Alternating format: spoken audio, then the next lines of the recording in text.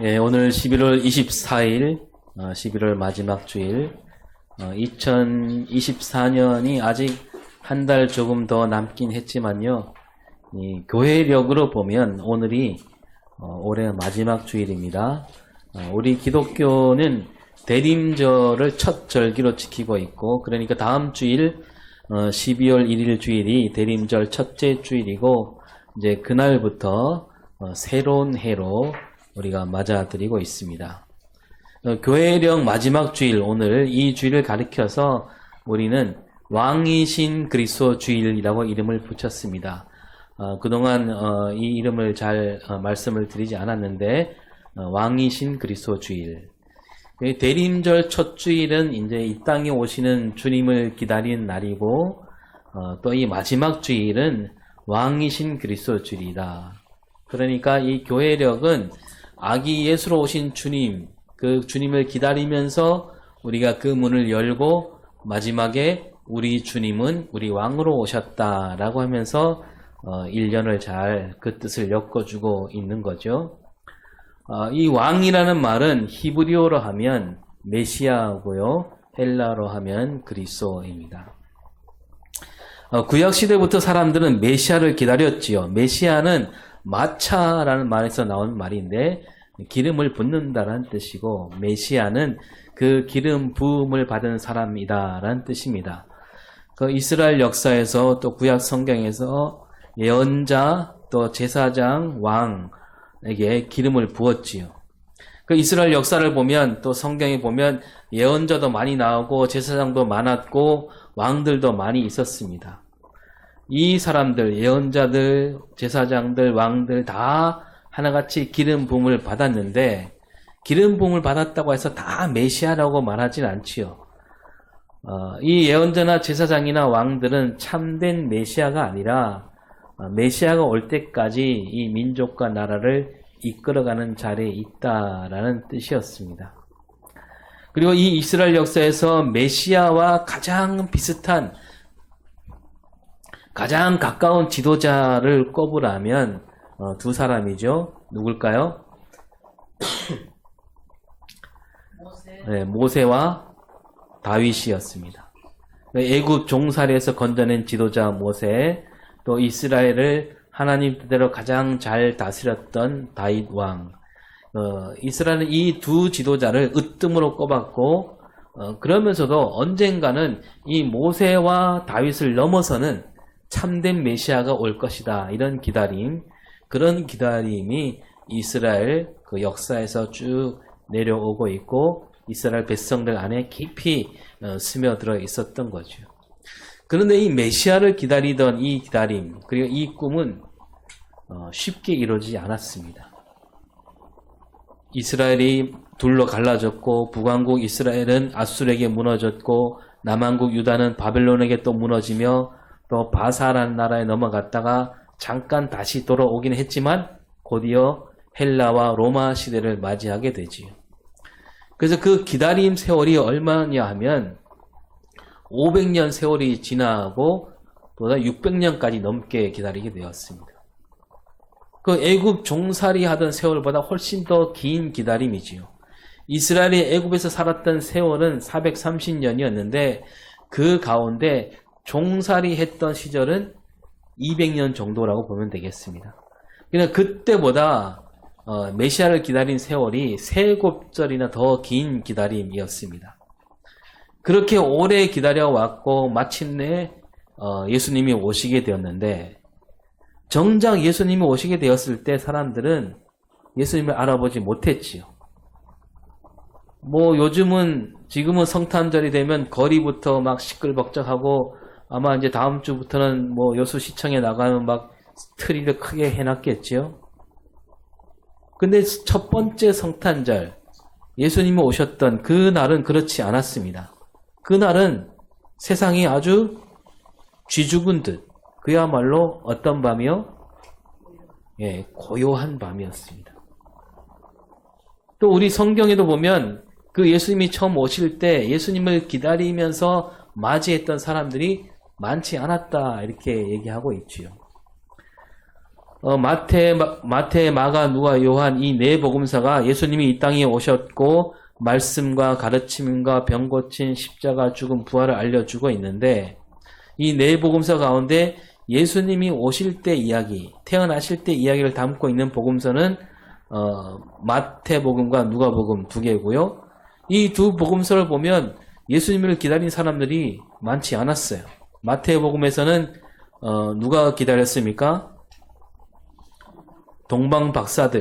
동방박사들이 아기 예수님을 만나러 갔었고, 누가복음에서는 들에서 양을 치던 목자들만 예수님을 만나게 되었지요. 그 목자들도 예수님을 기다리다가 만난 건 아니고 그냥 양을 치다가 만난 겁니다. 또 시므온과 안나라는 선지자가 있었는데 그들은 예수님이 태어나실 때는 그 자리에 없었고 뭐 그 둘을 더해 본들 그렇게 많지 않았다는 거죠. 이렇게 아기 예수님을 기다렸던 사람, 그러니까 예수님이 메시아로 오신다는 것을 기다렸던 사람들이 이렇게 손에 꼽을 만큼 적었다는 얘기죠. 그러니까 오랜 세월 애타게 기다리면서도 예수님이 오셨다는 거, 이것을 안 사람이 채 10사람도 되지 않았다라는 얘기입니다. 왜 그랬을까요? 왜 그렇게 예수님을 몰라보았을까? 아까 잠깐 말씀드렸지만 이스라엘 백성들은 너무 오랜 기다림에 지쳐갔던 겁니다. 지쳐 있었던 겁니다. 앞에서 말씀드렸지만 애굽 종살이 때보다 훨씬 더 긴 기다림, 그 기다림이 이 사람들을 지치게 만들었고 그래서 이제는 하도 오지 않으니까 메시아는 오지 않는가 보다 그렇게 생각을 했던 거죠. 그래서 예수님이 이 땅에 오셨지만 사람들은 기다리지 못했고 눈여겨보지 않았던 겁니다. 근데 예수님이 오신 걸 보면 구약에 있는 말씀대로 오셨습니다. 베들레헴 땅에 오셨고요. 그런데도 사람들은 그분이 바로 메시아다 꿈에도 생각하지 못했던 거죠. 그러던 어느 날 사람들은 예수님을 메시아로 여기게 되지요. 오늘 새벽에 읽었는데요. 요한복음 12장에서 예수님이 예루살렘 성으로 들어가시게 됩니다. 사람들이 막 따라오죠. 예루살렘으로 모여들고 있습니다. 이제 6월절이 가까웠고 이 6월절은 이스라엘 백성들의 가장 큰 절기 아닙니까? 이곳저곳에서 예루살렘으로 몰려옵니다. 때마침 막 소문이 널리 퍼져 있었지요. 죽은 지 나흘이나 되는 사람, 살이 썩어가는 사람을 살린 그분이 저 갈릴리 나사렛에서부터 예루살렘으로 오신다.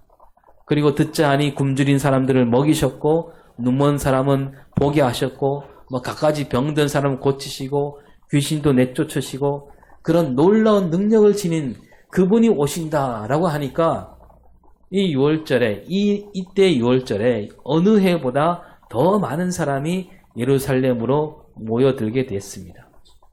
그러니까 또 그 당시 로마 제국도 그 일을 눈을 부릅뜨고 이 절기를 지켜보고 있습니다. 요즘 말로 하면 비상계엄령을 내리고 500명 되는 보병, 기병 100명이 예루살렘에 와 있었고요.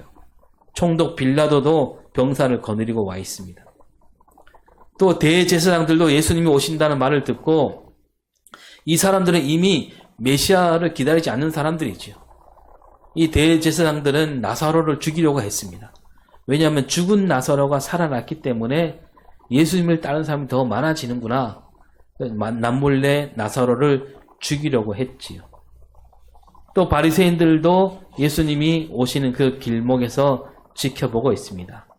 틈을 엿보고 있습니다. 어떻게 하면 흠을 잡아서 잡을 수 있을까? 하지만 사람들이 워낙 많이 몰려온 터라 아무도 어찌하지 못하고 지켜보기만 하게 되지요. 백성들은 막 들떠 있었습니다. 많이 모여갖고. 그래서 이 요한복음 12장 13절에 보면 뭐라고 되어 있습니까?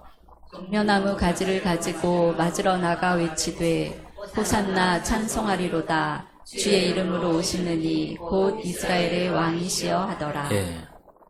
무슨 가지를 흔들었다고요? 종려나무 가지를 흔들고 막 외치고 있습니다. 대놓고 외칩니다. 예수님을 가리켜 누구라고요? 호산나 주의 이름으로 오시느니 곧 이스라엘의 왕이다. 이분이야말로 우리가 기다리던 왕이다. 이 이스라엘 백성들에게 종려나무는 승리를 가리킵니다. 그래서 시편 92편 12절을 볼까요? 는 종려나무같이 번성하며 레바논의 백향목같이 성장하리로다. 네. 그 종려나무는 의를 가리키는 겁니다. 백성들은 예수님을 맞이하면서 이 종려나무 가지를 흔들고 있었고요. 그래서 우리가 이긴다. 저 로마를 이기고 새로운 왕국을 일으키리라. 그래서 다윗과 같은 왕이여 오셔서 우리를 이끌어 주시옵소서, 이런 마음으로 종려나무 가지를 흔들었던 겁니다. 그리고 이제 다른 복음서에 보면 예수님이 가시는 길에다 무엇을 깔았습니까? 자기 옷을 벗어서 겉옷을 깔았습니다. 이거는 또 뭐냐면 그 옛날 북이스라엘 왕 아합, 우리가 주일 오후에 몇 번 나눴죠. 아합이 나라를 엉망으로 만들었고 그 아들 아합이 죽고 난 다음에 그 아들이 왕이 되었을 때 예후라는 사람이 나라를 뒤집어 엎잖아요. 그리고 그 예후가 왕이 될 때 이때 사람들이 겉옷을 벗어서 그 길 앞에, 예후가 가는 길 앞에 깔고 이제 예후가 왕이 되었다, 이렇게 외친 역사가 기록되어 있습니다. 그러니까 이 역사를 잘 알고 있는 백성들은 이 예루살렘에 들어오신 예수님, 이분이야말로 우리를 이끄실 왕이다, 이렇게 믿고 있었던 거죠. 이렇게 잔뜩 부풀어서 예수님을 왕으로, 메시아로 여기고 있었는데 갑자기 달라집니다. 이 사람들이 갑자기 달라져서 저 총독 빌라도에게 예수님을 넘겨버립니다. 그 빌라도가 봤을 때는 너무 이상한 거죠. 고개를 갸웃거립니다. 아니, 저 유대인들은 저 사람을 가리켜 유대인 왕이다, 우리 왕이다 라고 하면서 왜 나에게 넘겼을까? 정말 알다가도 모를 일인 거죠. 지금 유대를 다스린 왕은 누구예요? 왕은 헤롯이잖아요. 헤롯. 헤롯은 누구냐면 로마가 세워놓은 꼭두각시 왕입니다. 그래서 이 로마가 세워주지 않은 왕이 있다면 그것은 반역이나 마찬가지죠. 반역죄는 십자가로 다스립니다. 그래서 빌라도는 이대로 가다가는 그냥 저 사람을 십자가에 달리게 해야 되는 거죠. 근데 선뜻 하기가 힘들었어요. 뭔가 개운치 않았습니다. 썩 내키지 않았습니다. 그래서 빌라도가 자기 앞에 선 예수님에게 물어보게 되지요. 33절에 뭐라고 물어봅니까? 내가 유대인의 왕이냐? 네, 네가 유대인의 왕이냐? 그러니까 이 말은 정말 왕이다고 생각해서 묻는 게 아니에요. 아닌 것 같은데 네가 정말 왕이냐? 근데 35절에서 뭐라고 합니까? 나라 사람과 대제사장들이 너를 내게 넘겼으니 내가 무엇을 하였느냐? 예. 이 물음에서도 보면 빌라도는 예수님이 유대인의 왕으로 왔다, 그걸 생각하지 않고 있는 겁니다. 예수님이 아니라고 대꾸하기를 바라는 뜻으로 묻고 있는 거죠. 그러니까 아니라고 대답하면 이 골치 아픈 일에서 손을 뗄 수가 있는 거죠. 빌라도는 이게 반역이 아니다, 이렇게 믿었던 겁니다. 빌라도니까 총독이니까 예수님이 하신 일도 다 뒷조사를 했을 거 아닙니까? 보니까 그 반역을 일으킬 사람이 아니라는 거예요.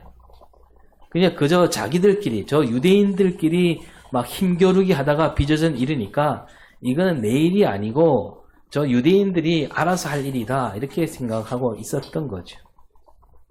이러한 빌라도에게 예수님은 말씀하십니다. 36절에 나는 이 세상에 속한 것이 아니니라. 만일 내 나라가 이 세상에 속한 것이었더라면 내 종들이 싸워 나로 유대인들에게 넘겨지지 않게 하였으리라. 이제 내 나라는 여기에 속한 것이 아니니라. 예. 여기서 예수님은 내 나라란 말을 3차례나 하십니다. 내 나라가 뭔 나라입니까? 하나님 나라죠. 그러니까 예수님이 말씀하신 것은 저 유대인들이 생각하는 그런 나라, 내 나라는 그런 나라가 아니다, 이거죠. 이걸 바꾸어 말하면 유대인들은 내 나라가 어떤 나라인지, 예수님이 말씀하신 나라가 어떤 나라인지 전혀 깨닫지 못하고 있었다는 얘기입니다. 그러니까 예수님이 말씀하신 내 나라는 저 다윗이 다스리던 나라도 아니고, 그렇다고 해서 저 로마 제국 같은 큰 나라도 아니다. 그러니까 빌라도는 그 말을 듣고 또 영 알아듣지 못합니다. 그래서 다시 묻지요. 같은 말을 묻습니다. 37절에. 내가 왕이 아니냐. 예. 그러니까 너가 말하는 내 나라 그게 무슨 뜻인지 모르겠으나 그 나라 왕이라고 생각하는 것은 아니지 않느냐 이렇게 묻고 있는 거죠. 그러니까 여기서도 왕이 아니라고 말하기만 하면 바로 풀어줄 생각이었던 겁니다. 그런데 예수님은 뭐라고 하시냐면 37절을 다시 보면 말과 같이 내가 왕이니라. 내가 이를 위하여 태어났으며 이를 위하여 세상에 왔나니 곧 진리에 대하여 증언하려 함이로라. 무릇 진리에 속한 자는 내 음성을 듣느니라. 예. 예수님 대답은 빌라도가 바라는 대로 나는 왕이 아니다 이렇게 말씀하지 않고 오히려 네가 말한 대로 내가 왕이다. 이 빌라도가 듣고 싶지 않은 대답입니다. 근데 그렇다고 해서 또 반역죄를 물을 수 없습니다. 왜냐하면 앞에서 내 나라는 세상에 속한 나라가 아니다 이렇게 하셨던 거죠. 세상에 속한 나라가 아니라면 이건 반역이라고 볼 수 없는 겁니다. 또 말씀하시기를 진리에 대하여 증언하러 왔다 이렇게 말씀하시니까 그 왕이긴 왕인데 뭐 우리가 나설 일이 아니다. 반역죄로 볼 수도 없다. 그러니까 이 유대인들이 바라는 나라 그런 나라 왕이 아니구나. 그렇게 말을 하니까 이 빌라도가 어찌하지 못하고 있는 거죠. 우물쭈물 거립니다. 자, 여기서 예수님이 말씀하신 이 나라는요 세상에 속한 나라가 아니라고 했습니다. 세상에 속한 나라가 아니고 진리가 이루어지는 나라. 그러니까 진리가 뭡니까? 진리는 하나님 말씀이죠. 그러니까 다시 말해서 하나님 말씀으로 이루어진 나라. 이 나라를 말씀하고 계십니다. 하나님 뜻을 세우는 나라죠. 하나님께서도 일찍이 말씀하셨습니다. 구약 성경에 하나님께서 다스리신 나라, 그 나라를 하나님이 반드시 이루시겠다. 많은 선지자를 보내셔서 그 나라를 알리게 해주셨습니다. 예수님 그 나라를 말하고 있는데 지금 그 예수님을 기다렸던 그 예수님을 메시아로 모셔오려고 했던 사람들은 그 유대인들은 그만 잊어버리고 있었던 거예요. 하나님 나라를 잊어버렸습니다. 그들은 하나님 나라를 기다리지 않고 자기도 모르게 자기들이 꿈꾸는 나라를 기다렸습니다. 그러니까 오랜 세월 저 애굽이란 나라도 받고 아수르도 받고 또 바벨론, 바사, 헬라, 지금 또 로마 이런 나라를 보면서 자기도 모르게 하나님이 말씀하신 나라를 그런 나라로 생각하고 있었던 겁니다. 그래서 지금 저 로마 제국과 견조 모자람이 없는 큰 나라, 그 나라를 기다리면서 그 나라를 세우는 메시아, 예수님이 그런 메시아가 아닌가, 또 예수님이 그런 메시아가 됐으면 좋겠다, 그렇게 읽었던 거죠. 그런 마음으로 이 종려나무 가지를 흔들었던 겁니다. 이제 그러한 그들 앞에 이제 예수님이 그들 앞에 나타나시는데 예수님을 보니까 그들이 기다렸던 그 기대와는 전혀 다르게 나타나시죠. 그들이 생각했던 대로라면 예수님이 어떻게 나타나셔야 됩니까? 멋진 그 옷을 입고 투구를 쓰고 창을 들고 그 다음에 뭡니까? 말도 어떤 말? 아주 튼튼하게 생긴 막 백마, 그죠? 백마를 타고 나타나셔야 했습니다. 막 온갖 싸움터를 휘젓고 다니던 그런 말을 타고 뒤에는 막 병사들을 이끌고 물고기 잡다가 오는 그 어부가 아니라 병사들을 이끌고 딱 나타나셔야 했습니다. 그런데 예루살렘 성에 들어오신 예수님은 그런 말이 아니고 병사도 없고 그냥 뭘 타셨어요? 나귀를 타신 거예요. 나귀를 타셨는데 그것도 그냥 나귀가 아니고 어린 나귀. 왕이 나귀를 탄다. 그것도 어린 나귀. 그러니까 사람을 한 번도 태우지 않은 나귀. 그러면 웬만한 사람이라면 그런 나귀를 탔을 때 어떻게 됩니까? 나귀를 딱 타면 네? 다리가 어떻게 될까요? 땅에 끌리겠죠. 제가 탔으면 안 끌릴 수 있겠지만 이거 어떻게 보면 정말 우스꽝스럽게 나타나시고 있는 거예요. 유대인들이 보니까 와 정말 실망스러운 거죠. 예수님을 보면서 막 호산나 호산나 외치다가 바로 돌아서잖아요. 그들이 오래 기다리지 않았습니다. 막 호산나 호산나 외치다가 바로 돌아서서 빌라도에게 넘깁니다. 그 빌라도가 뭐 아까도 잠깐 우리 봤지만 어찌어찌 예수님을 놓아주려고 하니까 나중에 뭐라고 합니까? 요한복음 19장 15절에서 그들이 소리 지르되 없이 하소서 없이 하소서 그를 십자가에 못 박게 하소서. 네. 이 유대인들이 예수님께 막 소리치던 호산나라고 외치던 그 사람들이 예수님을 죽이란 얘기예요. 십자가 달려 죽게 하라. 그 실망이 분노로 바뀌었고 그 분노가 예수님을 십자가 죽음으로 내몰고 말았던 겁니다. 예수님이 사실 왕으로 오셨습니다. 그건 맞는 말이에요. 예수님이 이 땅에 오실 때 세 가지 직분이잖아요. 하나는 제사장, 지난주에 우리 나눴죠. 그 다음에 또 뭡니까? 예언자, 그리고 왕. 예수는 세 가지 직분을 갖고 계십니다. 예수님이 왕으로 오셨어요. 근데 유대인들이 바라는 왕이 아니었다는 얘기입니다. 그들이 바라는 왕 메시아는 힘으로 세상을 뒤엎는 왕이었죠. 예수님을 왕으로 기다리되 그런 왕이길 바라는 겁니다. 예수님이 왕이 되어서 그 놀라운 능력을 갖고 그 정도 능력이면 온 세상을 주름잡는 그런 마음으로 종려나무 가지를 흔들고 호산나를 외쳤던 겁니다. 그럼 누가 잘못된 겁니까? 이 유대인들이 잘못 생각한 거죠. 저 구약 시대부터 하나님 말씀하셨습니다. 그런 왕이 아니라고 말씀하셨어요. 근데 이 사람들은 잊어버리고 말았던 겁니다. 하나님 말씀하시기를 진짜 왕, 진짜 메시아는 말을 타고 병사를 이끌고 오시는 게 아니라 나귀를 타고 오신다라고 하셨지요. 그 말씀이 있습니다. 그 구약성경 스가랴 9장 9절을 볼까요? 시온에 따라 크게 기뻐할지어다. 예루살렘에 따라 즐거이 부를지어다. 보라 내 왕이 내게 임하시나니 그는 공의로우시며 구원을 베푸시며 겸손하여서 나귀를 타시나니 나귀의 작은 것 곧 나귀 새끼니라. 예. 이 이스라엘에게 구원을 베푸신 왕은 뭘 타신다고? 나귀. 그냥 나귀도 아니고 새끼 나귀. 그러니까 힘으로 다스리는 왕이 아니다.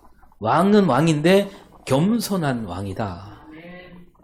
그리고 그 뒤에 9장 10절에 이렇게 말씀하시죠. 내가 에브라임의 번개와 예루살렘의 말을 끊겠고 전쟁하는 활도 끊으리니 그가 이방 사람에게 화평을 전할 것이요 그의 통치는 바다에서 바다까지 이르고 유브라데 강에서 땅 끝까지 이르리라. 네. 나귀 타고 오시는데 그 왕은 병거와 말을 끊으신다. 그 뭡니까? 병과 말 필요 없다는 얘기죠. 전쟁하는 활도 없게 하신다. 전쟁이 아니라 뭘 전한다고요? 화평을 전한다. 그 예수님을 맞이하던 유대인들은 뭐냐면 병과 말을 기다린 거예요. 전쟁으로 세상을 뒤엎기를 바랐습니다.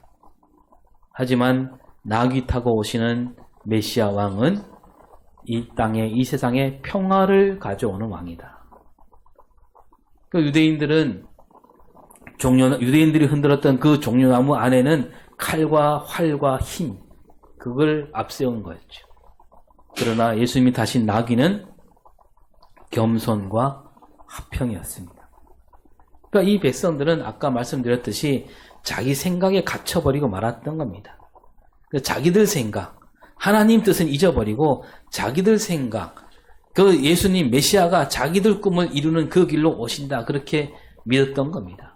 그러다 보니까 하나님이 주신 말씀을 잃어버린 겁니다. 하나님 말씀을 따라 꿈을 꾸지 않고 자기들 생각으로 꿈을 꾸었고 그 꿈에 자기를 가두고 말았던 겁니다.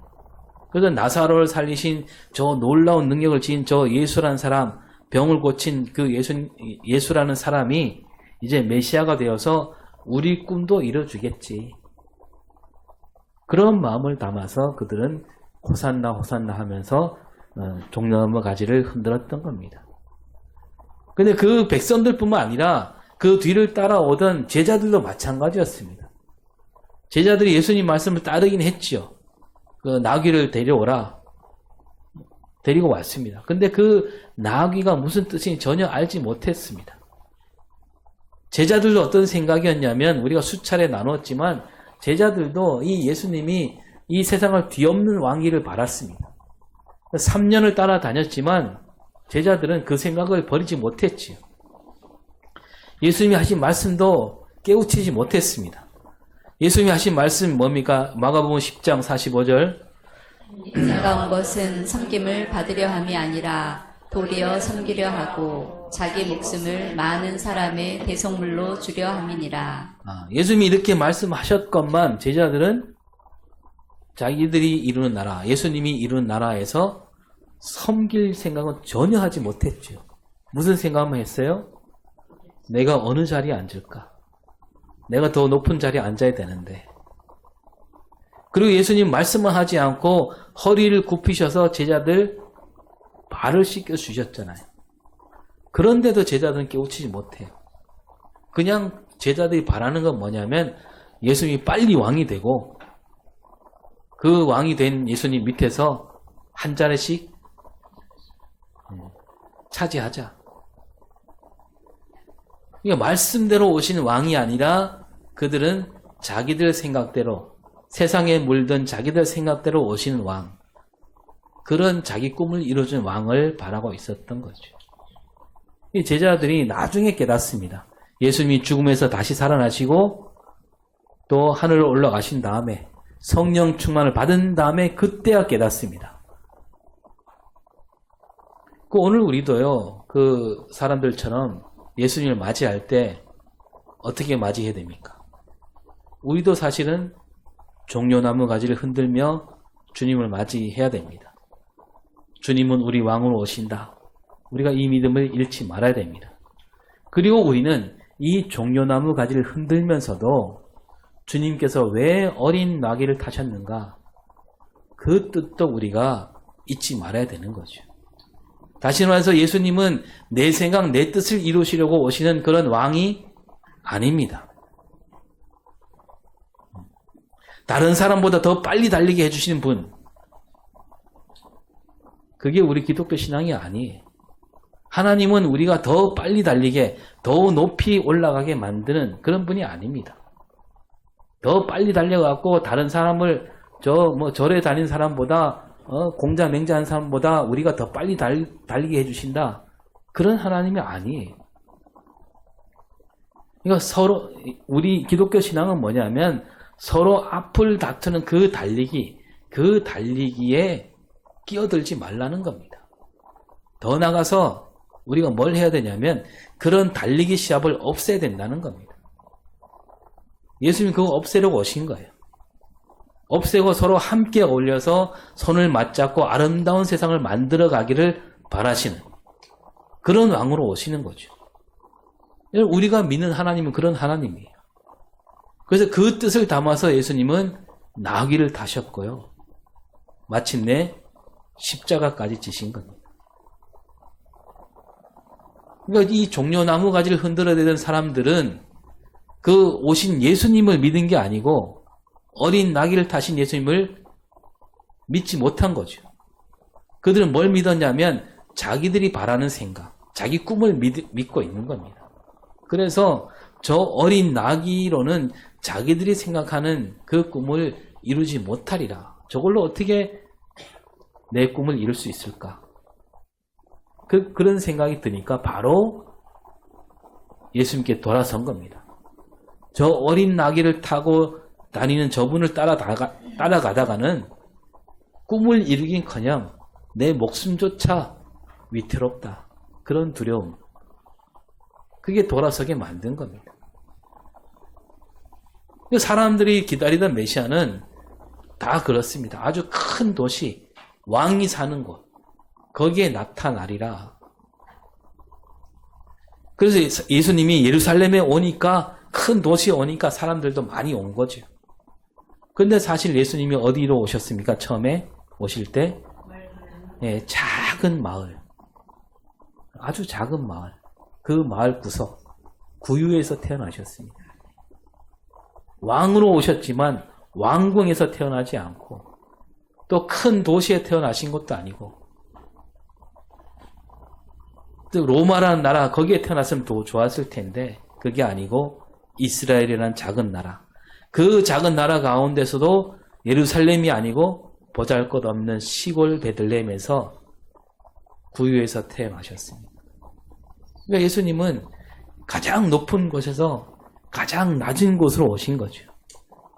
그래서 여러분 우리가 제가 쭉 말씀드렸지만 예수님을 보려고 저 높이 올려다 보면 거기 예수님이 보이실까요? 우리 이 거문대 예수님이 오신다면 예수님이 우리 여기 망향산 꼭대기에 오실까요? 거기 올려다 봐야 예수님 계시지 않습니다. 예수님은 우리 가운데 가장 낮은 곳으로 오시는 분입니다. 그런 분이 진짜 왕이라는 거죠.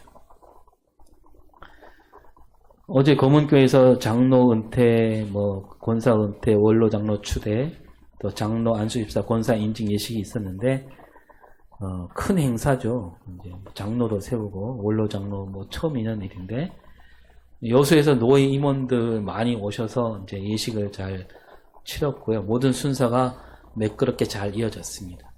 또 여수에서 들어오신 목사님들과 또 우리 거문도 만내 계신 목사님들이 골고루 순서를 나눠서 맡아서 은혜로운 시간을 가졌는데 그 두 가지가 크게 눈에 띄었습니다. 하나는 그 재정부장 열쇠를 물려주는 시간이 있더라고요.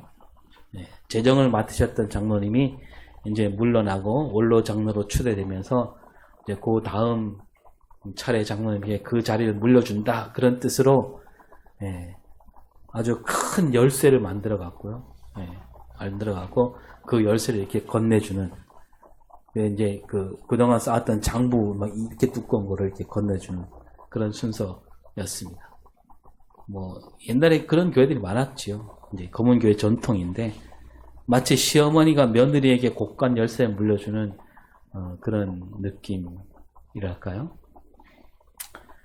또 하나 눈에 띄는 순서가 있었는데요. 안수 기도도 있고 권면도 있고 여러 가지가 있었는데 막바지에 그 축사가 있었습니다. 축하는 말. 그 축사가 참 뜻깊고 돋보였다 그러더라고요. 누가 했는지 나중에 물어보시면 압니다. 제가 그 축사 한 대목을 갖고 왔는데요. 네, 한번 들어볼까요?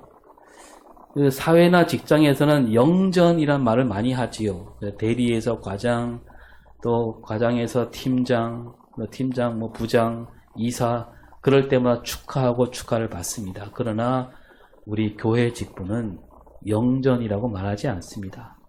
그러니까 더 높은 자리로 올라갔기 때문에 지금 축하한다. 그게 아니라는 겁니다.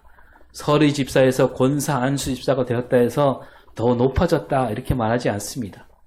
장로가 되었다 해서 집사보다 높다. 그러지 않습니다. 교회 직분은 받으면 받을수록 갈수록 낮아집니다. 교회에서 직분을 받으면 이전보다 더 낮은 자리에서 섬겨라. 그런 뜻으로 받아들여야 됩니다. 그리고 낮아지기 때문에 축하를 받는 겁니다. 낮아지는데 왜 축하합니까? 낮아지면 낮아질수록 그만큼 예수님과 가까워지니까. 우리 예수님은 가장 낮은 자리에 계시죠. 그 세상 그 누구보다도 그 어디보다도 낮은 자리에 계시고 그 예수님을 가까이 만나려면 우리는 어디로 가야 되느냐? 우리도 낮은 자리로 가야 하는 겁니다.